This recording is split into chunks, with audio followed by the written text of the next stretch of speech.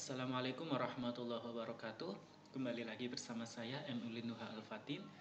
Kali ini kita akan membahas materi selanjutnya, yaitu materi tentang pajak penghasilan pasal 21. Oke, langsung saja saya mulai dari pengertian pajak penghasilan 21 atau yang biasa disingkat yaitu PPh 21. PPh pasal 21 adalah pemotongan atas penghasilan yang dibayarkan kepada orang pribadi sehubungan dengan pekerjaan, jabatan, jasa, dan kegiatan. Nah, untuk objek pajak PPh 21 ini itu terdiri atas yang pertama penghasilan tetap dan teratur. Contohnya adalah gaji dan tunjangan. Yang kedua adalah penghasilan tidak tetap dan tidak teratur. Contohnya adalah honor kegiatan, honor narasumber, dan lain sebagainya. Nah, jadi ketika teman-teman mempunyai penghasilan, baik itu penghasilan dari gaji, dari tunjangan, dari honor, dan sebagainya, teman-teman itu akan diwajibkan untuk menghitung pajaknya, yaitu pajak PPh 21. Nah, untuk perhitungannya, untuk tarifnya akan kita bahas selanjutnya. Kemudian untuk tarif pajak PPh 21 adalah terdiri atas 4, yaitu yang pertama dengan gaji dari 0 sampai dengan 50 juta rupiah. Itu tarifnya adalah 5%. Kemudian yang kedua, di atas 50 juta sampai 250 juta, tarifnya adalah 15%. Kemudian yang ketiga, di atas 250 juta sampai dengan 500 juta, itu tarifnya adalah 25%. Dan yang keempat atau yang paling tinggi adalah di atas 500 juta, tarifnya adalah 30%.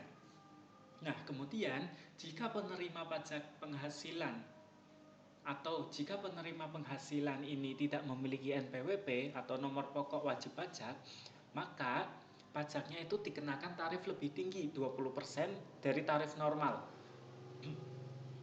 Jadi jika teman-teman mempunyai NPWP, tarifnya normal 5%, 15%, 25%, 30%. Akan tetapi jika teman-teman tidak mempunyai NPWP, itu tarifnya akan lebih tinggi 20% dari tarif normal yang sudah ada di sini. Jadi lebih mahal. Maka dari itu, jika teman-teman sudah memenuhi syarat, ayo bikin NPWP agar supaya teman-teman nanti ketika akan dipotong pajak penghasilan 21-nya, tarifnya tidak terlalu tinggi, tidak lebih tinggi 20% itu.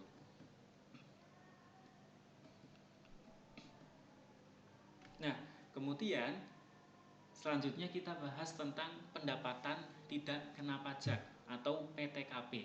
Karena di dalam perhitungan pajak PPh 21 ini terdapat kolom, terdapat segmen yang namanya adalah PTKP atau pendapatan tidak kena pajak. Nah, pendapatan tidak kena pajak itu menurut pasal 7 Undang-Undang Pajak Penghasilan nomor 36 tahun 2008, PTKP adalah jumlah pendapatan wajib pajak pribadi yang dibebaskan dari PPh 21. PTKP ini berfungsi sebagai pengurang penghasilan neto wajib pajak. Jadi teman-teman menghitung pajak penghasilannya selama 1 tahun, kemudian ditambah fasilitas yang teman-teman terima, kemudian dikurangin dengan iuran asuransi, iuran jaminan hari tua, dan sebagainya. Kemudian nanti ada yang namanya PTKP. Jadi teman-teman itu akan dikurangin PTKP-nya. Nah, PTKP ini ada aturannya, yaitu yang pertama ada tidak kawin dengan tanggungan kosong, kemudian tidak kawin dengan tanggungan 1, tidak kawin dengan tanggungan 2, kemudian tidak kawin dengan tanggungan 3, kemudian kawin dengan tanggungan kosong, dan seterusnya. Nah, untuk jumlah tanggungan itu maksimal adalah 3 orang. Nah, contohnya untuk status PTKP tidak kawin dengan tanggungan kosong, maka pengurangnya adalah 54 juta per tahun. Kemudian jika teman-teman sudah kawin, sudah menikah, kemudian teman-teman mempunyai 3 anak, maka PTKP tahunannya pengurangnya itu adalah 72 juta. Itu berasal dari 54 juta yang punya teman-teman, yaitu karena pengurang PTKP pribadi adalah 54 juta, kemudian dikurangin dengan 4.500.000 karena teman-teman sudah menikah, istri, kemudian 3 tanggungan, yaitu anak. Maka jumlahnya adalah 72 juta rupiah. Nah, kemudian kita bahas bagaimana cara menghitung PPh 21 ini. Yang pertama teman-teman harus lakukan adalah hitunglah penghasilan bruto teman-teman dalam setahun, termasuk gaji pokok, tunjangan, kemudian fasilitas makan, transportasi, kesehatan, dan lain-lain. Itu dihitung semua dalam 1 tahun. Jadi jika teman-teman mempunyai gaji per bulan, maka itu dijadikan dalam 1 tahun terlebih dahulu, dikalikan 12 bulan. Kemudian yang kedua adalah hitunglah PTKP sesuai dengan status kekeluargaan. Misalnya teman-teman sudah menikah, kemudian mempunyai 4 anak, maka itu nanti status PTKP-nya adalah kawin tanggungan 3. Karena walaupun teman-teman mempunyai 4 anak, yang diakui itu hanya 3 orang maksimal. Kemudian yang ketiga adalah kurangi dengan biaya jabatan 5%. Nah, untuk biaya jabatan ini maksimal per tahunnya adalah 6 juta. Nanti akan kita bahas di dalam latihan soalnya. Kemudian biaya tersebut diambil dari perhitungan gaji bruto selama 1 tahun. Keempat, hitung gaji neto, yaitu gaji bruto dikurangin PTKP, dikurangin iuran jabatan. Dan yang kelima adalah hitung tarifnya. Nah, untuk pembahasan soalnya adalah sebagai berikut teman-teman. Untuk latihan soal yang pertama adalah Bapak Budi bekerja di PTA sebagai pegawai tetap. Beliau mendapatkan gaji pokok adalah 5 juta per bulan, 5 juta rupiah per bulan. Kemudian dengan tunjangan transportasi dan makan 1 juta rupiah per bulannya. Jadi Bapak Budi ini mempunyai gaji pokoknya 5 juta per bulan dan mendapatkan tunjangan transport dan makan totalnya adalah 1 juta per bulan. Sehingga uang yang diterima Bapak Budi adalah 6 juta per bulan, yaitu 5 juta plus 1 juta. Beliau belum berkeluarga dan tidak memiliki kandungan, sehingga status PTKP-nya adalah TK garis miring 0, tidak kawin dan tidak memiliki tanggungan. Tidak kawinnya adalah TK garis miring tidak memiliki tanggungan adalah 0. Berapa PPh 21 Bapak Budi pada bulan Januari? Oke. Yang pertama kita hitung teman-teman adalah gaji pokok per tahunnya. Karena yang diketahui di soal itu adalah hanya gaji pokok per bulan. Sehingga kalau kita mau mengetahui gaji pokok per tahunnya adalah 5 juta dikalikan dengan 12 bulan. Maka ketemu gaji pokok per tahunnya adalah 60 juta. Kemudian yang kedua adalah tunjangan transportasi dan tunjangan makannya. Di soal diketahui tunjangan transportasi dan tunjangan makan adalah 1 juta per bulan. Maka dalam 1 tahun Bapak Budi ini mendapatkan tunjangannya adalah 1 juta dikalikan 12. Ketemu hasilnya adalah 12 juta. Kemudian kita hitung penghasilan brutonya dalam 1 tahun, yaitu gaji pokok per tahun ditambah dengan tunjangan per tahun 60 juta ditambah dengan 12 juta. Ketemunya penghasilan brutonya Bapak Budi ini adalah 72 juta rupiah.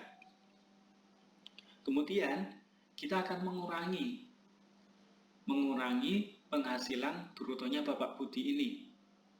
Nah, di soal ini tidak diketahui Bapak Budi ini membayar iuran apa saja, tidak diketahui.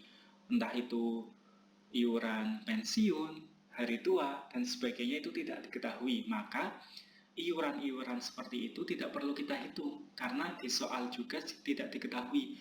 Akan tetapi terdapat pengurang yang wajib dimasukkan, yaitu biaya jabatan. Biaya jabatan ini adalah 5% dari penghasilan bruto per tahunnya Bapak Budi. Sehingga biaya jabatannya adalah 5% dikalikan dengan 72 juta. Ketemunya adalah 3.600.000. Nah, perlu teman-teman diketahui juga, di materinya juga sudah saya sampaikan, untuk biaya jabatan ini maksimal per tahunnya adalah 6 juta.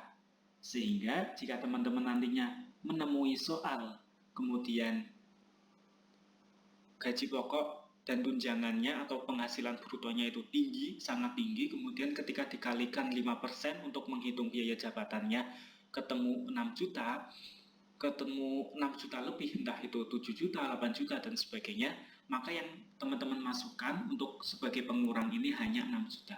Karena maksimal di aturan perundang-undangan perpajakan di Indonesia itu adalah hanya 6 juta rupiah atau 500.000 per bulan, sehingga kalau per tahunnya adalah 6 juta. Oke, kita lanjut ke soal yang pertama Bapak Budi ini. Sehingga ketemu biaya jabatannya adalah 3.600.000. Maka dari situ kita akan menghitung penghasilan netonya Bapak Budi, yaitu penghasilan bruto dikurangi dengan biaya jabatan. 72 juta ini dikurangi dengan 3.600.000, maka ketemu penghasilan netonya adalah 68.400.000 rupiah. Nah, dari situ kemudian kita masukkan PTKP-nya, karena Pak Budi itu belum berkeluarga dan tidak memiliki tanggungan, maka termasuknya dia adalah tidak kawin 0, sehingga PTKP-nya adalah 54 juta. Kalau teman-teman belum hafal, silahkan dilihat materinya, silahkan dilihat tabelnya, berapa PTKP masing-masing kriteria tersebut. Karena Bapak Budi ini masuk ke dalam kriteria yang pertama, yaitu tidak kawin dan 0 tanggungan. Maka PTKP-nya adalah 54 juta. Kemudian, dari penghasilan neto dikurangin dengan PTKP, kita akan ketemu yang namanya PKP atau penghasilan kena pajak, yaitu 68.400.000 dikurangi dengan 54 juta. Maka PKP-nya ketemunya adalah 14.400.000 rupiah. Nah, PKP ini yang akan dikalikan dengan tarif pajaknya. Jadi teman-teman itu menentukan pajak yang akan dihitungkan dengan tarifnya itu bukan berdasarkan gaji brutonya, akan tetapi berdasarkan penghasilan kena pajaknya, yaitu mulai dari penghasilan bruto dikurangi dengan pengurang, nanti ketemu penghasilan neto, kemudian penghasilan neto dikurangi dengan PTKP, ketemu PKP. Nah, itu baru yang dikalikan dengan tarif pajaknya. Nah, karena Bapak Budi ini PKP-nya itu adalah 14.400.000, maka Bapak Budi ini termasuk ke dalam kategori yang pertama, yaitu gaji 0 sampai 50 juta. Gaji 0 sampai 50 juta rupiah ini mendapatkan tarif 5%. Maka PPh 21 per tahunnya adalah 5% dikalikan dengan 14.400.000. Ketemunya adalah 720.000 per tahun. Nah, itu adalah pajak penghasilan pasal 21 per tahunnya. Sedangkan yang ditanyakan di soal adalah PPh 21 pada bulan Januari, sehingga kita akan menghitung PPh-nya Bapak Budi ini per bulan. 720.000 dibagi dengan 12 bulan, maka ketemu per bulannya adalah 60.000. Jadi seperti itu teman-teman. Nah, untuk soal yang kedua adalah seorang karyawan bernama Adi Septiawan. Statusnya adalah kawin dan dia memiliki 4 orang anak. Adi Septiawan ini bekerja pada PT XYZ dengan memperoleh gaji sebesar 14 juta per bulan. Perusahaan tempat Adi bekerja, dia itu mengikuti program Jamsostek. Kemudian, premi jaminan kecelakaan kerja atau JKK dan premi jaminan kematian atau JKM dan iuran jaminan hari tua atau JHT itu dibayar oleh pemberi kerja atau perusahaan tempat Adi bekerja setiap bulan masing-masing adalah sebesar 1,5%, 0,3%, dan 3,7% dari gajinya Adi. Selain itu, Adi juga membayar iuran pensiun 150.000 dan iuran jaminan hari tua sebesar 2% dari gaji untuk setiap bulannya. Jadi, selain Adi menerima fasilitas dari perusahaan, Adi juga membayarkan iuran pensiun yaitu 150.000 per bulan dan iuran jaminan hari tua 2% dari gajinya per bulannya. Pada tahun berjalan, Adi juga menerima bonus sebesar 8 juta rupiah, entah itu dari THR atau yang lainnya. Kita tidak memikirkan itu, yang penting adalah Adi menerima bonusnya. Pertanyaannya, berapa besar PPh pasal 21 atas bonus tersebut? Oke, jika teman-teman menghadapi soal seperti ini, itu sebetulnya intinya sama. Yang pertama adalah kita menghitung penghasilan brutonya dalam 1 tahun terlebih dahulu. Nah, yang pertama kita hitung adalah gajinya Adi dalam 1 tahun. Karena Adi memiliki gaji per bulannya adalah 14 juta, maka gaji 1 tahunnya adalah 168 juta, yaitu 14 juta dikalikan dengan 12 bulan. Kemudian selain itu, di dalam tahun tersebut, dalam masih 1 tahun itu, Adi juga menerima bonus. Bonusnya adalah sebesar 8 juta rupiah. Oke, kemudian Adi di soal di atas, Adi juga menerima fasilitas dari perusahaan adalah jaminan kecelakaan kerja yang dibayarkan oleh perusahaan adalah 1,5% dari gajinya per bulan. Nah, jadi 1,5% dikalikan gajinya per bulan. Kalau teman-teman menghitungnya per bulan, maka nanti akan dihitung hasilnya tersebut akan dihitungkan dikalikan dengan 12. Karena biar lebih cepat, karena kita menghitungnya per tahun, maka 1,5% itu dikalikan dengan gajinya dalam 1 tahun. Maka ketemunya adalah 2.520.000. Kemudian selain jaminan kecelakaan kerja, Adi juga mendapatkan jaminan kematian atau JKM. Besarannya adalah 0,3%. 0,3% dikalikan dengan 168 juta. Ketemunya adalah 504.000. Nah, sedangkan untuk jaminan hari tua, Adi itu tidak ditambahkan di sini. Karena jaminan hari tua itu akan didapatkan Adi setelah Adi keluar dari perusahaan tersebut. Sehingga perhitungan pajaknya itu akan beda lagi. Itu akan saya bahas di materi selanjutnya.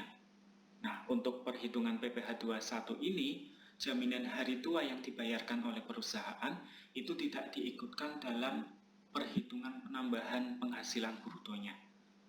Oke, seperti itu teman-teman. Saya lanjut, sehingga penghasilan brutonya Adi per tahun adalah gaji per tahun, ditambah bonusnya, kemudian ditambah fasilitas jaminan kecelakaan kerja, dan ditambah fasilitas jaminan kematian. Maka ketemu penghasilan bruto per tahunnya adalah 179.024.000. Kemudian kita akan menghitung segmen pengurangnya. Pengurangnya adalah ada biaya jabatan. Biaya jabatan itu adalah 5% dari penghasilan bruto. Biaya jabatannya adalah 5% dikalikan dengan 179 sekian. Nah, harusnya itu ketemunya adalah 8.951.200 rupiah. Akan tetapi karena di peraturannya adalah biaya jabatan ini maksimal per tahun adalah 6 juta. Maka yang kita catat di sini adalah hanya 6 juta, bukan yang 8 juta karena maksimalnya adalah 6 juta. Kemudian iuran pensiun, karena Adi per bulannya itu membayarkan iuran pensiun sebesar 150.000. Maka iuran pensiun ini 150.000 dikali dengan 12 bulan, ketemunya adalah 1.800.000. Nah, kemudian Adi juga membayarkan iuran jaminan hari tua sebesar 2% dari gajinya. Nah, di sini maka 2% dikalikan dengan 168 juta rupiah. Ketemunya adalah 3.360.000 rupiah per tahun. Sehingga penghasilan netonya Adi per tahun adalah 179 juta sekian ini dikurangin dengan 6 juta, dikurangi dengan 1.800.000 dan dikurangi dengan 3.360.000. Ketemunya penghasilan neto per tahunnya adalah 167.864.000. Kemudian kita menghitung segmen berikutnya, yaitu segmen PTKP atau penghasilan tidak kena pajak. Karena Adi sudah menikah dan memiliki 4 orang anak, itu artinya Adi masuk ke dalam kriteria kawin dengan tanggungan 3. Nah, karena maksimalnya adalah 3 anak, sehingga 4 anak itu hanya diakui 3 anak untuk dikurangin dari penghasilan tidak kena pajaknya ini. Maka dia masuk ke dalam kriteria 72 juta pengurangnya, sehingga kita ketemu penghasilan kena pajaknya adalah 167 juta sekian dikurangi dengan 72 juta. Ketemu penghasilan kena pajaknya adalah 95.864.000. Nah, kemudian kita menghitung PPh 21 per tahunnya. Nah, yaitu 5% dikali 50 juta. Kenapa? Karena PKP-nya si Adi ini, penghasilan kena pajaknya si Adi ini melebihi kriteria tarif yang pertama. Kriteria tarif yang pertama adalah 0 sampai 50 juta. Sehingga dari 95 juta ini dikurangi dengan dimaksimalkan di 50 juta terlebih dahulu, yaitu 5% dikali 50 juta. Kemudian nanti sisanya, yaitu 45 juta, dimasukkan ke dalam tarif yang berikutnya. Jadi bukan 15% langsung dikalikan dengan 95 juta, itu bukan, akan tetapi kita menghitungnya per tahap, yaitu dari tarif yang terendah, baru sisanya dikalikan dengan tarif selanjutnya. Jika nanti ini sisanya lebih banyak lagi, maka dikalikan dengan tarif yang selanjutnya lagi. Sehingga di sini adalah 5% dikali 50 juta, ketemunya 2.500.000, dan sisanya yaitu 45.864.000 ini, 15% dikali 45 juta tersebut, ketemunya adalah 6.879. Maka PPh 21 atas gaji dan bonusnya si Adi ini adalah 9.379.600 rupiah. Nah, belum berhenti sampai situ. Kemudian kita menghitung PPh 21 atas gaji saja. Perhitungannya sama, akan tetapi kita tidak menambahkan bonus. Di sini gaji setahun, kemudian ditambah dengan fasilitas JKK, JKM, itu langsung ketemu penghasilan bruto, sehingga bedanya adalah hanya di bonusnya. Kalau di perhitungan yang pertama, PPh 21 atas gaji dan bonus, kita memasukkan segmen bonus yaitu 8 juta dalam tahun tersebut, akan tetapi di perhitungan kedua kita tidak memasukkan bonusnya. Untuk step langkah-langkah perhitungannya sama, kemudian tarifnya ini juga masih sama, PTKP-nya juga masih sama, sehingga nanti jika teman-teman sudah mencoba menghitung, silakan dihitung. Ketemunya untuk PPh 21 atas gaji saja, atas gaji adalah 8.179.600. Ini salah, ini diabaikan saja. Untuk bonusnya dihilangkan. Nah, jadi untuk PPh atas bonus saja itu adalah PPh 21 atas gaji dan bonus, perhitungan pertama, dikurangi dengan PPh 21 atas gaji, yaitu perhitungan kedua. Jadi ketemunya adalah 9.379.600, yaitu ini perhitungan yang pertama, dikurangi dengan 8.179.600, ya adalah perhitungan yang kedua. Maka PPh 21 atas bonusnya si Adi ini adalah Rp1.200.000. Nah, seperti itu teman-teman untuk latihan soalnya. Sebetulnya untuk langkah-langkahnya setiap soal itu sama. Teman-teman itu harus memperhatikan apa yang didapatkan si pegawai tersebut, kemudian apa yang dibayarkan, itu teman-teman itu harus teliti. Kemudian perhitungan penentuan PTKP-nya, kemudian penentuan tarifnya, itu teman-teman juga harus teliti. Oke, mungkin cukup sekian yang dapat saya sampaikan. Jika terdapat kesalahan atau teman-teman mau memberikan kritik, saran, dan komentar, silakan langsung ditulis saja atau bisa melalui Instagram saya di @alfatin98. Ya, saya pamit. Assalamualaikum warahmatullahi wabarakatuh.